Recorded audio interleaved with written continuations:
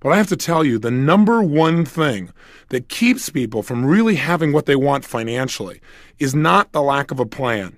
It is not the lack of good advice. It is not the lack of possibility. It's not the lack of intelligence. It's not even the lack of capital. It is this unending process that most Americans go through of sabotaging their own financial success. So why do we do this to ourselves? Why is it that right when we start to really make financial progress, we do something stupid, or we stop following through, or we stop practicing the fundamentals we know will lead us to financial abundance? I believe the answer is what we talked about yesterday, and let's review it. Everything we do in our lives, we do for one of two reasons: to either avoid pain or to gain pleasure. If you are sabotaging yourself in any area, and we're going to talk about this again and again, it is simply because you believe at some level of your thinking, subconscious thinking, if not conscious thinking, that this situation that you're getting involved in, the accumulation of additional capital, is going to lead to more pain than pleasure. And again, I know that sounds insane and crazy, but I have to tell you, it's absolutely accurate in any person that I've studied who's been living in financial lack. In addition, many people associate pleasure to having a lack of financial abundance. Because, see, think about it. When people really do well financially and they're around their friends, what happens? Well, I can tell you from experience.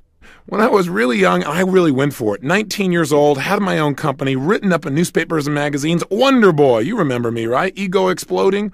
Well, sure enough, I was making all this money, about $10,000 a month. I was jazzed. Except, I thought money was going to lead to pleasure. I looked around and saw all the problems in my family, said, hey, if I got money, I can eliminate those, and I got a lot more fun. I can give to my friends, and I'd go back to my friends and want to take them with me on a trip or want to go someplace. And they were uncomfortable. In fact, a lot of them started to judge me. And all of a sudden, some of them treated me harshly, and some of them made excuses. Some of them stopped going out to dinner with me. Some would say, well, I don't have a home like yours. And I said, I don't care. But what began to happen is I began to link that having money didn't mean the pleasure I thought it was going to mean. My brain started linking up having a lot of money means that people reject you. People you care about aren't comfortable with you. All of a sudden, I started feeling like an outcast. All of a sudden, I started feeling all this pain. And sure enough, within a short period of time, my brain, on some level, not consciously, but subconsciously, began to just destroy everything economically. And I already told you how I did it. Not showing up for key meetings, right? Treating people harshly, distracting myself through eating food continuously, watching television. All those elements came up to destroy my finances. And so we must remember how our brains work. They don't work logically. They work on what we associate to things. So if we're going to eliminate financial self-sabotage, the answer is very simple. You've heard it over and over again, and again you'll hear it from me.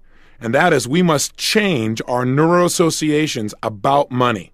That is, we've got to change some of our core beliefs. We've got to make sure that earning money is purely a positive and pleasurable experience for us, and not one in our mind that's going to lead to pain. Again, some people think, God, I'll have to pay all these taxes. And they don't have the money and they're worrying about the problem. No wonder they'll never have any. Why are they already considering the negative aspects of having money? The answer, I believe, is that for most people, having an abundance of money is the unknown. In its experience they've never had before. And people are basically afraid of the unknown. See, they know how it is right now. They understand it. They understand the status quo. And that's fairly comfortable. I mean, you might have a little bit of pain, but the unknown, now that's really scary.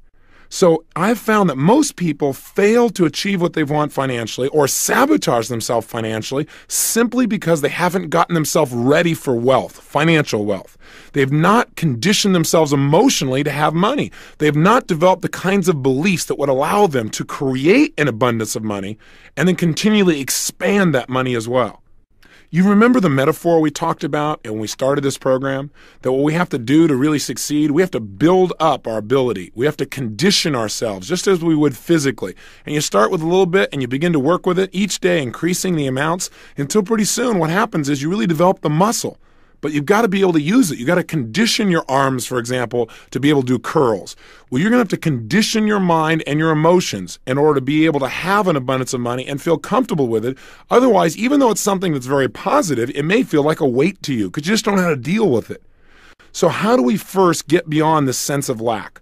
How do we first begin to create that wealth, and then how do we keep ourselves from destroying it once the abundance starts to flow?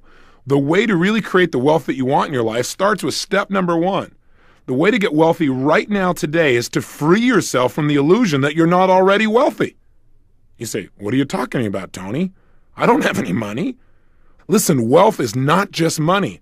Wealth is an abundance of the things that you really desire in your life. Wealth is leverage. That is the ability to have experiences that you have not personally controlled or generated. What do I mean? Well, you are wealthy. You live in a country where there is abundance around you all the time, and you own it just for living here. I mean, you own the public highways. You don't have to pay anything for most of them across the country. You own many of these government buildings. You can go in. They're yours. You can use them anytime you want. You can go into a public library and get access to any book that's ever been written virtually, and it costs you nothing. Think about it. Leverage in your life is everywhere. You didn't have to go out and actually create your breakfast, nor did you have to hunt down your dinner. These things have been done for you. You say, well, yes, I paid for them. Yeah, that's true. And it wasn't on your back that the salt came out of mines so that you could put it on your food. You are truly wealthy. The level of abundance that you and I experience every single day, no matter how much money we earn, compared to the rest of the world, is absolutely absurd. And yet we walk around feeling like we have lack. And see, like attracts like. Whatever you hold on a consistent basis in your mind is exactly what you will experience in your life.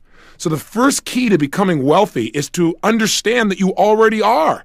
Now, wanting to expand that, I believe that's healthy. You know, some people say, well, is it really right to make more money? I mean, if you got a lot, is it right? Well, let me ask you a question. If you're intelligent, is it right for you to continue to want to expand and become smarter? Is it right, if you're already close to your husband or wife, to want to deepen that relationship even more? Is it right for you to want your children to have even more, to be happier, to be stronger, to have better relationships? Is that right? Is it right, no matter how close you feel to your Creator, to want that bond to be even stronger and to strive for it? Is that right? I've got a question for you. If you could have more in your life, if you could have more, then should you? If there are things you could do that would create greater abundance in any area of your life, then should you? And my answer to you is absolutely. I think I shared with you earlier in this program that there was a point in my life where I thought, gosh, if I have so much abundance and other people don't, there's something wrong there. That's unfair. Hey, listen, every single one of us was born with opportunities. We're equal in our opportunities. We're not equal in our decisions. We're not equal in our education. We're not equal in how much we demand from each other or from ourselves. We're not equal in our motivation. We could choose to be, but most of us are not. Now, I know there's the argument that, hey, I grew up in the South Bronx, or I grew up in a difficult part of town, or I didn't have the role models. I can certainly appreciate that 100%.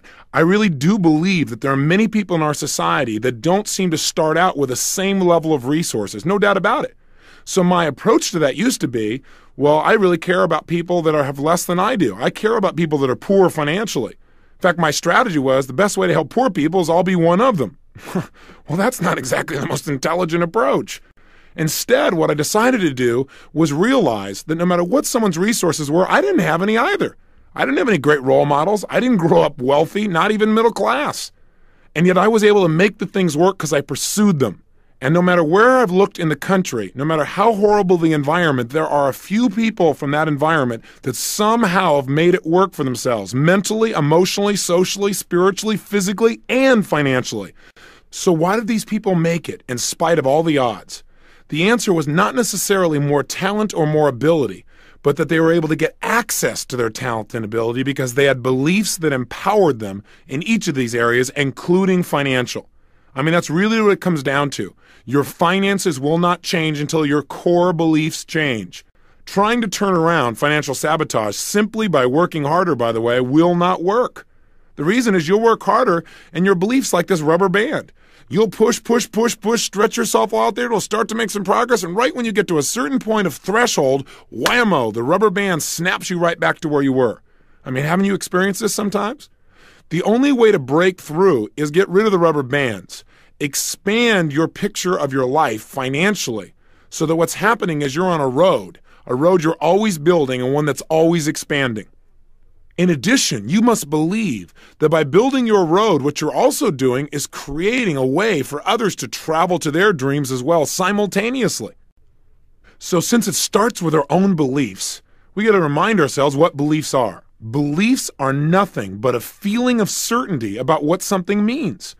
So again, if you've got limiting beliefs, it just means you've got beliefs. You have a feeling of certainty that having money is going to be more painful than not having it. That having an abundance of money is going to be more painful than not having an abundance. Yeah, you can get by and it'll be okay. You've got to change that.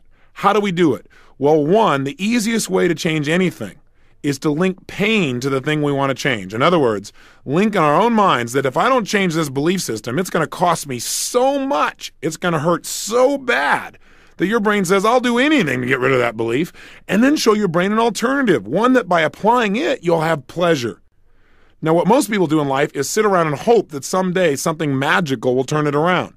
Or again, they go out and just work harder and harder and harder, and they wonder why they still can't make it financially. No matter how much money they make, they always end up with more month at the end of the money.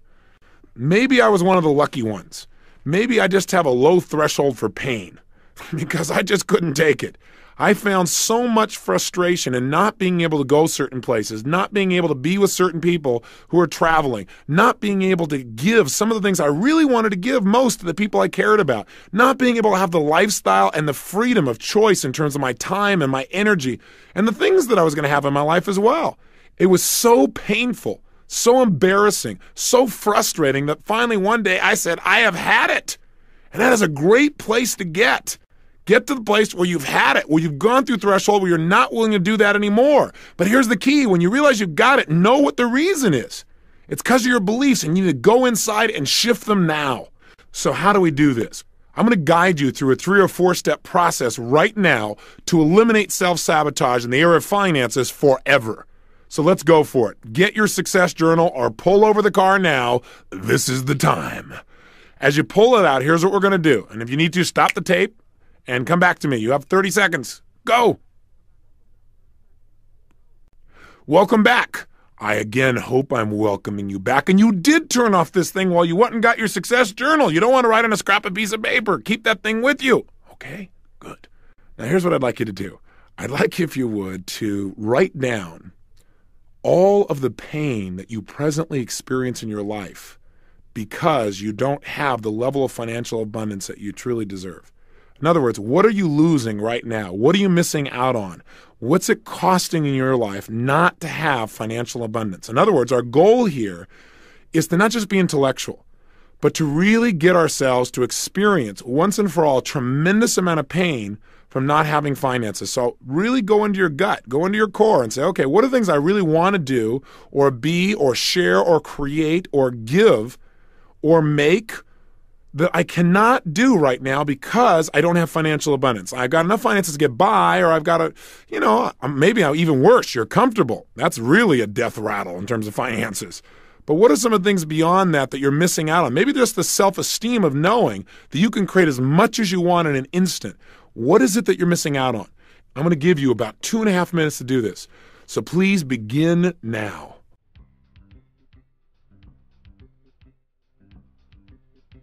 Remember, while you're doing this, make it compelling. What are some things you'd really like to do in your life that you can't do? Think about how much pain that could generate if you really focused on that enough. Normally, you don't pay attention. Do you ever have to say, someday, honey, we'll do that? How does that make you feel? Or someday, son, someday, daughter, yeah, I'd really like to do this, but we just can't do it right now. Maybe later, maybe sometime. And yet in your feeling, in your gut, you don't think it'll ever happen. What's some of the pain you experience because you don't have massive financial abundance? What's it costing you in your life? What could you do to develop yourself if you had more money? And you're missing out on it now.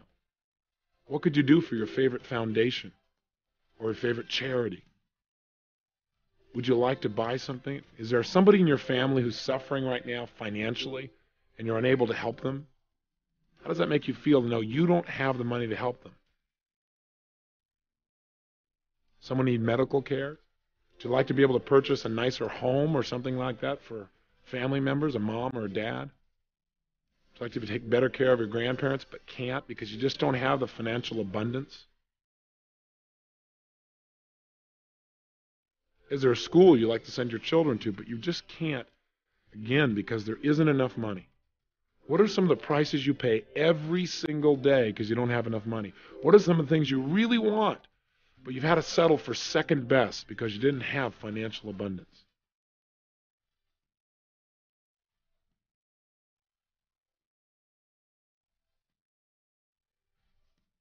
Is there a studio you'd like to build and you can't do that, so you got to go somewhere else?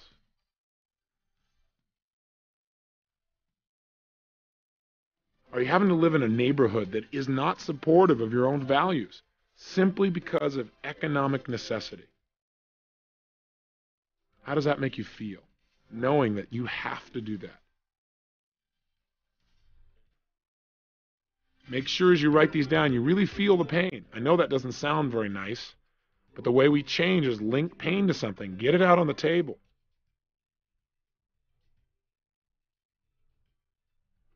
Okay, so what we've done here, if we've done it effectively, is gotten your brain to begin to associate major pain to not having money.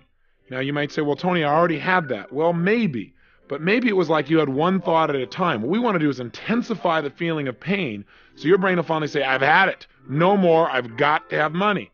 So what's on your list? Is it compelling enough? When I have people do this many times, they'll tell me things like, well, gosh, not having money means I don't have time with my kids. Or not having money means I can't live with my son or daughter. Or not having money means I can't get them the kind of child care they really deserve, and I'm busy working too, and I don't know what to do. That's pretty strong pain. That'll get somebody motivated real quick. Remember, we'll do more to avoid pain than we will to gain pleasure, so put it on yourself. Some people say just the pressure of the bills themselves. That is so painful. Having people calling you up again and again saying, hey, you got to handle this thing. That does it for some people by itself. Or maybe in this society where 1 out of 2 people end up in divorce, some people are having to support 2 households. And they think about the pain they have in that they can't have the lifestyle they want because they can barely take care of themselves after taking care of somebody else. For other people, it's saying, I can't do it, or I'll do it later, but knowing in their heart that later may never come. That's pain. Or maybe for you, it's just the pain of knowing somebody who really deserves help, and you just can't do it because you don't have the money. Or maybe it's the inability to travel or visit the places you'd really like to, or maybe visit some people. I know some people have made on their list things like, I just don't have the money to even go visit the grandparents who are about to pass away. I know I need to be there, but I just can't because I'm busy and I have to keep working, or because I don't have the money to even get there. Again, this is not negative. This is the most positive thing you can do to yourself. Creating pressure on yourself, massive pressure, where not having money hurts, will make your brain want to change. That's the only way you'll get rid of the sabotage. Does that make sense? So let's go to the second stage. The second stage is let's just find out what you think of when you think about money itself. So now I'm going to only give you about 60 seconds. But in these 60 seconds, what I'd like you to do is back in your success journal, just write down anything you think of that you associate to money. If I say to you money or a lot of money, I want you to write down what pops up in your head. Just write down singular words that you associate to money. So you've got 60 seconds. Please begin now. Go for it.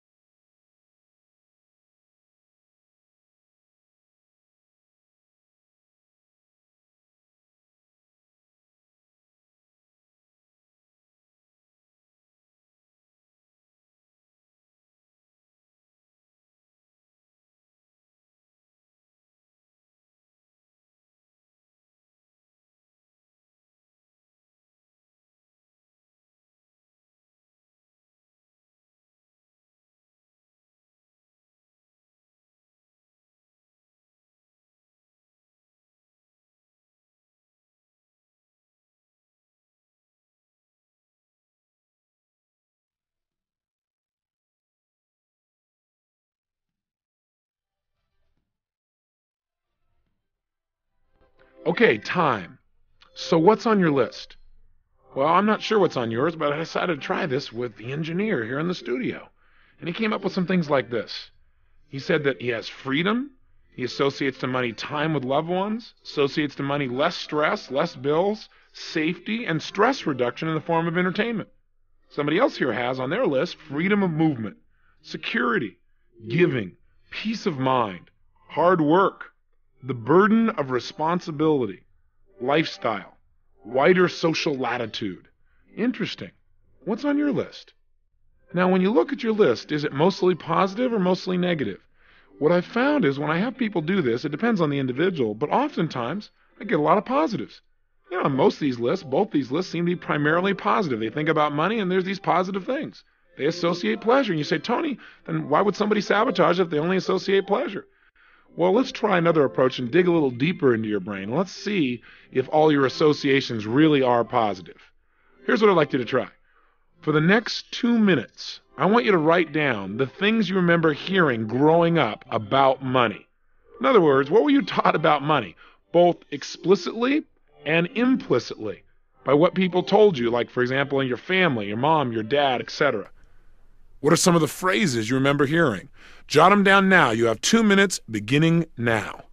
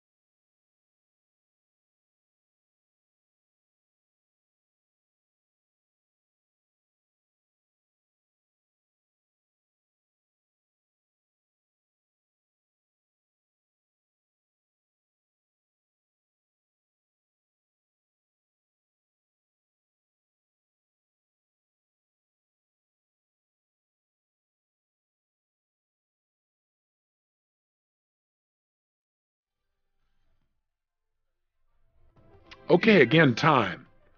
So my question is, do you notice any conflicts here? Well, I don't know what's on your list, but if I were to take the sampling I have here in the studio, it's rather interesting. In the beginning here, we have a person's list where they say they associate to money freedom, time with loved ones, less stress, less bills, more safety, stress reduction in the form of entertainment. But what was this person taught growing up? Well, money is the root of all evil. Second thing on their notes, money isn't everything. Person obviously doesn't know where to shop. Third one is no time to enjoy it.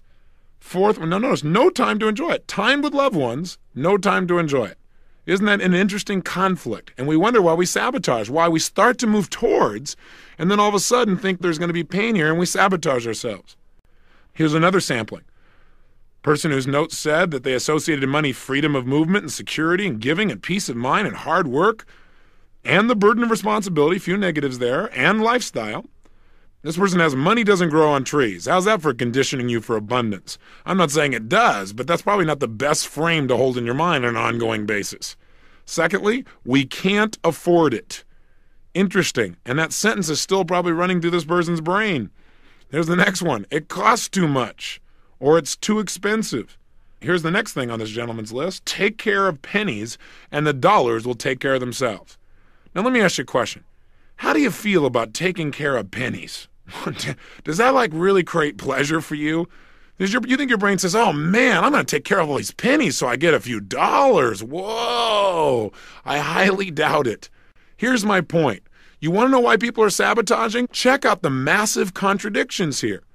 On the one hand, the person associates to money primarily positive experiences, yet on the other, everything the person was taught growing up is it's going to be painful. Think about that. That's why people experience approach avoidance, where they go out and start to make some money, but only go so far before they limit themselves. Like having a governor on your car. You put your foot on the accelerator, you start going a certain pace, but that's the highest you're going to go. See, that governor is all the things you were taught in the past, those old beliefs. Now, how do we eradicate them? Again, we associate enough pain to them. Think about it. Are you willing to pay the price you wrote down to start with here? The things you're going to miss out on your life in order to keep these measly ideas in your mind that somebody dumped in without realizing the impact maybe years ago. I doubt it. So in essence, what we can do right now, we've got a lot of choices. One way to change your beliefs is use what you already know. Do a Dickens pattern on yourself. Go back to the tape where we did that and just guide yourself right through it. We've begun it already, haven't we? We've got you to begin to associate some major pain if you don't change. But I also need you to do is associate some pleasure to the change. And that part should be pretty easy. All you have to do now, and let's do it, is make a list of all the benefits you would have, all the things you would get in your life, all the ways your life would be absolutely, totally enhanced if money was no longer a question in your life, if you had true financial freedom and financial abundance. I'm going to give you 120 seconds to write down as fast as you can how your life would be greater and better if money was no longer an issue in your life. In other words, what would be all the additional benefits? How would your life be greater? How would your life be better immediately if right now you handled the financial issue? You have 120 seconds. Write it down now.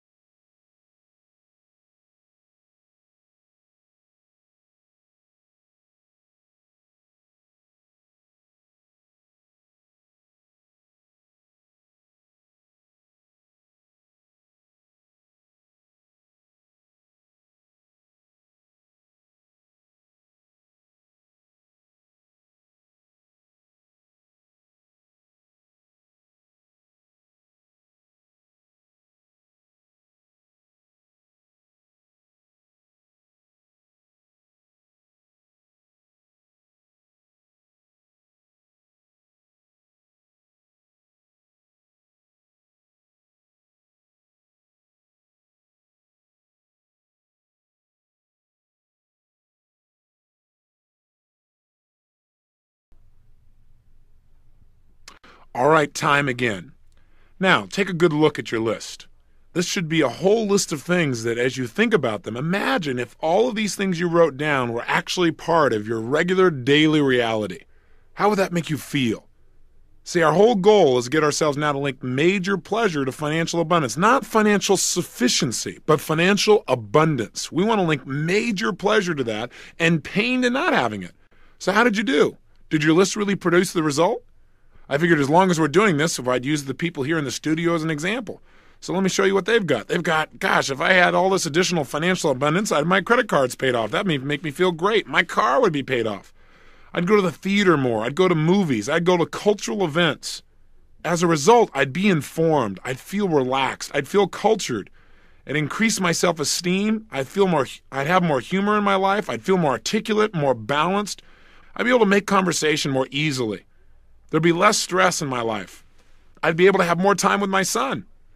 Another person's list says, gosh, if I had financial abundance, not just financial sufficiency, I could finish my studio. I'd buy a new home. I'd have more travel time. I'd be able to get in the music business full time and just enjoy what I love most. Or I could be more generous. I could give without any concern for the future. I'd have no daily pressures from financial obligations. Think about how you'd feel if these things are really true. So what is the main strategy for turning ourselves around financially? Simple answer. You've heard it many times. Again, repetition being the mother of skill. And you've heard that one a few times too, haven't you? But I want to remind you that our brain moves away from pain and towards pleasure. Right now, if you don't have enough money, it's because your brain links pain to having it in a major abundance at least, not sufficiency, but in a major abundance, and a certain amount of pleasure in staying where you are. We want to reverse it. How are we reversing it? 1, create massive pain and associate that pain to not having it. 2, create tremendous pleasure to having it. Get it clear in your mind that there's a carrot and a stick and they're going to drive you forward financially, and you'll see the financial self-sabotage disappear from your life. Now we need to go a step beyond. We've now got the beliefs that work, but that's not enough by itself. Got to go beyond just eliminating the negative beliefs. And by the way, one way to get rid of some of these old beliefs that used to stop you as well is to ridicule them. See, if you take anything you've heard or said to yourself, and all you do is say it over and over again in a unique new way, you create a new anchor. In other words, that's what advertisers did, right? Winston tastes good like A, Winston tastes good like A, Winston tastes good like A. How do you spell relief? As R-O-L-A-I-D-S, R-O-L-A-I-D-S, R-O-L-A-I-D-S, and you heard it over and over again until that's what you linked. Simple anchoring. So what you could do is attach to those old phrases new beliefs. So that when your mind says money doesn't grow on trees, you say, that's absolutely right. It grows out of the positive ideas that I follow through on every single day in my life. If you do that over and over again, pretty soon, money doesn't grow on trees won't have the negative impact. Does that make sense? I know that sounds so simple. I'm sorry to help you to be free in an easy way. I guess we could make it tougher, but that's all it really takes. All you got to do is identify what used to stop you, destroy it, eliminate it, or get it to trigger something more positive. Have you got one here that says something like, money isn't everything, say, for people who don't know where to shop? Have some fun. Get yourself to giggle or laugh. All you have to do is get these beliefs to have less heaviness to them, less control over you. Ridicule them, play with them, and that's going to be one of your exercises. In fact, it may be useful for you to do that now, to go through right now and do things to these beliefs to either make them trigger a new empowering belief or to ridicule them to the point where they no longer affect you, to where you would think of them every time you thought of money isn't everything, you begin to smile thinking of that funny phrase, well, you don't know where to shop. In other words, it's not true. What I'm saying is not true. All it is taking away a limitation. Does that make sense? Let's try it. Let's stop. One last thing. You're giving me a lot of exercises today. That's true. But this is an issue. It's time to just get over it and move on so you can have the kind of abundance here that you also have and are continually developing in your relationships and in your business and your spirituality and in your emotion and your energy and your life. Go for it. What I want you to do specifically is the following. Take out your success journal. Go through each of those limiting beliefs. Any limiting beliefs. In other words, remember when we said write down anything you used to hear growing up about money, any of them that would be a limitation, and change the belief. In other words, attach a new belief to it. Just the way we did here. Money doesn't grow on trees. That's right, because it grows out of the ideas that I generate every day and follow through on that create good for myself and other people. And just say it over and over again. So pretty soon you begin to link it, or maybe something simpler than that complicated phrase I came up with. Let's take another one as an example. Let's say growing up you continually heard, it's too expensive, it's too expensive. Now that's part of you. And you say, you're absolutely right. It used to be too expensive, but now it's an investment in my joy. You get the idea. Now you may say, well, gosh, this is really hard. So is not having any money. You deserve financial abundance. Right now, get creative and go through each of the negative phrases or beliefs and find a way to either counteract them or attach something to them that will empower you. Please take the time to do this one right now. Let's just eradicate these beliefs. Do it now.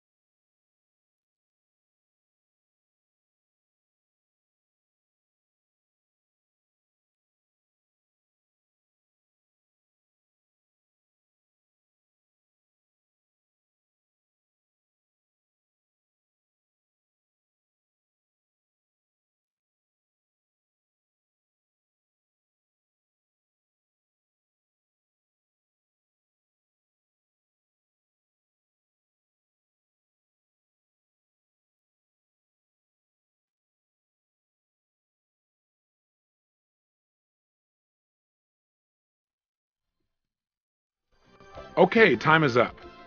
So let's continue here with the people in the studio and see how they've done. This gentleman's list used to say money is the root of all evil. Now it says, in the wrong hands, money is the root of all evil, but I am a responsible and sensitive person. Very nice. Next one is, money isn't everything, but added to my other qualities, it'll do a lot of good for me and those I really care about. Fabulous. Here's another example. Money doesn't grow on trees, but it grows out of my acting on my creative ideas. I can't afford it. We can't afford not to expand our financial resources and share them with others as well. Take care of the pennies and the dollars will take care of themselves. If I take care of the pennies, my focus is way too narrow. If I take care of the opportunities that exist around me right now and give great service, the dollars will multiply massively. I have no time to enjoy money. I have had no time to enjoy money in the past, but I'm now learning to delegate and I'm working smarter every day. These are fabulous examples. That's what you need to do for yourself as well. Free yourself from your old beliefs. Finally, on today's lesson, let's take a look at what are some of the specific empowering beliefs that you might want to add to your repertoire, now not just to get beyond financial self-sabotage, but to really ensure financial freedom. Here are a few of the beliefs that I've modeled from people that are extremely successful financially, and some of my own that have really assisted me as well. Number 1, money is nothing but a measure of the value that I create for other people. The more I give to others, the more money I receive on an ongoing and consistent basis. Number 2, my belief is in order to become wealthy, I need only 2 things. 1, every single day, live in an attitude of gratitude. That is, feel incredibly grateful for the wealth that I already have in my life, in my friends, in my family, and the environment and where I live, and my work, and everything around me. See a sense of possibility and feel the abundance that is my life. That will create more wealth without me doing anything else. Like attracts like. Water seeks its own level. You've heard these phrases, burnt out as they may be over and over again, but they are true. In addition, if you truly want to be wealthy, learn to consistently focus on how to give much more to others than you expect back. And by the way, it's impossible. The more you give, the more you're going to receive. Now you might say, well, Tony, this doesn't work for me. I tried it with John Smith. You know what I did? I gave. He gave me nothing. Well, guess what? See, it doesn't always come back from the person you gave it to. Sometimes they just take. You're right. I have no argument with that. But I'll tell you something, you got to open your eyes. You got to start paying attention because it's coming back to you from somebody else somewhere. And if it hasn't already, it's on its way. You got to trust and you got to know that that's true. By living with those kinds of beliefs, you will attract the kind of wealth that you deserve. How do you make certain that you develop it in your life? Besides eliminating the sabotage, you do what we talked about in the 7 wealth wounds. An abbreviated look at that might look something like this. 1, decide exactly what you want financially in terms of abundance. Remember we talked about developing a number that was going to be a must for you. Not financial sufficiency, but true financial abundance. More than enough. Avalanches of abundance. That's what we're talking about. Make a decision. Because you got to remember, whatever you focus on consistently, you will get. So if you're always focusing on getting by or how to pay your bills, that's what you get. If you focus on massive abundance, that's what you'll have too. And as long as, in your mind now, having massive abundance is something good. Having massive abundance is not negative, it's not guilt, it's not problems, it's not pain. It is pleasure to be and do and create at the level that you are as a spiritual and successful human being. 2, daily condition your mind for wealth, so that your brain is looking for opportunities to succeed financially. Remember the metaphor we talked about when we talked about setting goals, where you buy a car, you buy a particular outfit, and once you have it, all of a sudden, everywhere, you start noticing everybody who has that car, noticing that outfit. Well, there's a part of your brain called the reticular activating system. It's the part of your brain that determines what you pay attention to. You recall earlier we said that human beings are deletion creatures, that we don't pay attention to most of what's going on around us. We only pay attention to a small band of our experience. Our goals, our mental conditioning tells the RAS, the reticular activating system, what to pay attention to. The RAS is like a policeman.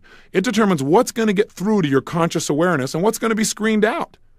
So when you daily Decide what you want and condition yourself to look for opportunity. It's like all of a sudden you see that car everywhere. All of a sudden you see those clothes everywhere. All of a sudden you will see places that cash in financially when you've now made the decision to condition your mind to attract wealth. How can you do it?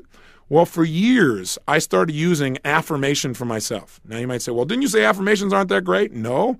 I said that you got to make sure that if you're going to use an affirmation, you do it with some real physiology, that you really change your state.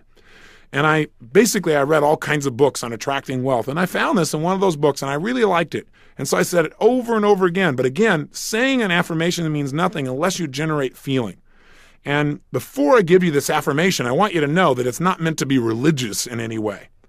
I do want you to know that I do believe in a creator. I call it God. You may call that something else, and that's fine. But I believe that you and I have this privilege called life because something or someone has given it to us, something greater than our conscious awareness.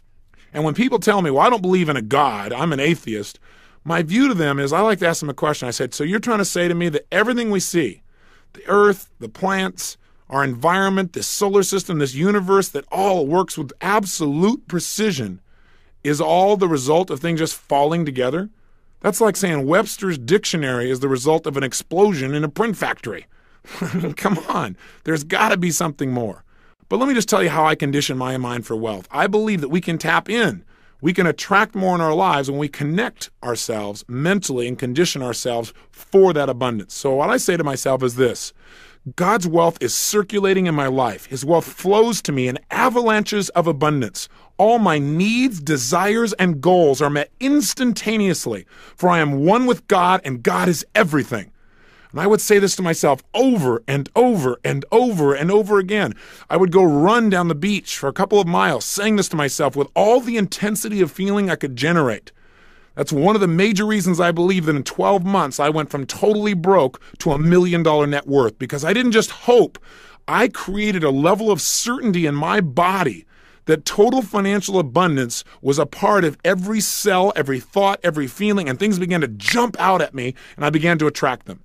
Now, that may sound real metaphysical, it may sound weird to you, but anyone that I've met who has created great financial abundance has not only decided what they want, but they've begun to condition themselves daily to have that level of abundance where it felt right for them. And that's what I did with myself. I offer you the opportunity if it's worthwhile for you, or you can correct it, change the language so it works for you, but please condition yourself for the abundance you deserve. Step 3. Get some role models. Find out what to do and get yourself a great vehicle. One way to get a vehicle is sit down and write down what is it you love to do most in the world. Because see, I think financial abundance comes from doing what you love most, doing it massively, and making sure that in your doing it, it creates tremendous value for other people. If you do those things effectively, you're going to have financial abundance.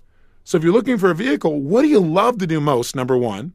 Number two, how could you do it in a way where other people would benefit and be willing to make an investment to take part in something that you love? I mean, that's what I've had the good fortune of doing by asking that question. Question 3 is, how could you do it massively so you could reach tons of people and make a major difference and hopefully get paid well in the process? And then fourthly, how could you do it intelligently so that once you've done all this stuff and you've worked so hard and you've helped those people, there's something called profit when you're done? There are lots of possibilities for vehicles, and there are lots of models if you already want to stay right where you are and do very well financially. Again, call or write us. We'll teach you some models. Come to our seminars, or find somebody who you respect locally and model them, or go to somebody else's program. Whatever it takes, please get yourself a model. That's how you'll know what to do. 4, make sure that on an ongoing basis, you experience yourself as a giver. And I save this for last because I want you to remember this. I believe that the bottom line of financial success comes from your believing in your gut that you deserve everything that you've got in your life. Now, that may sound egotistical, but the reality is you got to feel like you deserve it or it won't stay. You won't attract it. My way of generating that I deserved it came in many ways. Number one, I deserve it because I'm alive. Just as much as I deserve to grow mentally, emotionally, in my relationships, in my intellect, all those things I think I deserve to grow. So why would finances be any different? In addition, I deserve it because I'm a giver, because I always strive to give much more than I would expect back. These tapes are an example. I hope you can feel I'm trying to give you 10,000% of myself at each and every time here. I'm committed to having you get much, much more, 100 times more, a minimum of 10 times more than you've invested in this program. And I know for a fact, if you've really been listening, that you agree with me. The bottom line is, by knowing you're always trying to give much more, you feel like whatever comes back, yeah, hey, I've earned it, I deserve it, and it's great. Now, some people might say, well, you shouldn't have to earn it, you should just accept it. Well, that's a great strategy too if that works for you. Do whatever works, but make sure that you give. See, you got to take at least 10% of what you earn and give it away, minimum. Now, some people say, well, Tony, when I make more money, then I'll give 10%. Who are you kidding? What do you think is harder, to give a dime out of $1 or 100,000 out of $1 million? Trust me, the 100,000 will feel quite a bit different than the dime out of the dollar. If you don't develop the habits now, you certainly won't do it when the numbers get bigger. Listen, go get yourself a book, simple book. It's called The Richest Man in Babylon. It's by George Clason. It's a very old classic, very small. You can read it in a short time. It's like a series of short stories that'll teach you how to use money through allegory. It'll teach you 3 basic principles. 1, it'll teach you no matter how much money you make or don't make, take 10% of it and give it away immediately. Why? It doesn't say this, but this is what I believe. When you give away a percentage of what you have, it teaches your subconscious mind that there's more than enough. Boy, that's a great belief to install, because once it believes that, your subconscious mind will create that reality in your life. It makes you feel like a giver, and we all deserve to have that feeling of pleasure of being a giver and not a taker. 2, it'll tell you to take 10% of what you earn and use it to reduce your debts. Pay off MasterCharge, Visa, Arnold's Linoleum, whatever it takes. And 3, take 10% and save it up to invest. No matter how small it is, you can't believe what some of the investments are that are available out there. There are things that take almost no money you could get started with and begin to build your wealth. But make sure you give. And here's the 5th step that I want you to take to really condition yourself for wealth and move to the next level. And that is, create experiences with money that create tremendous pleasure and joy for yourself and the people around you. Give to yourself. Be willing to really do that and watch your financial picture change.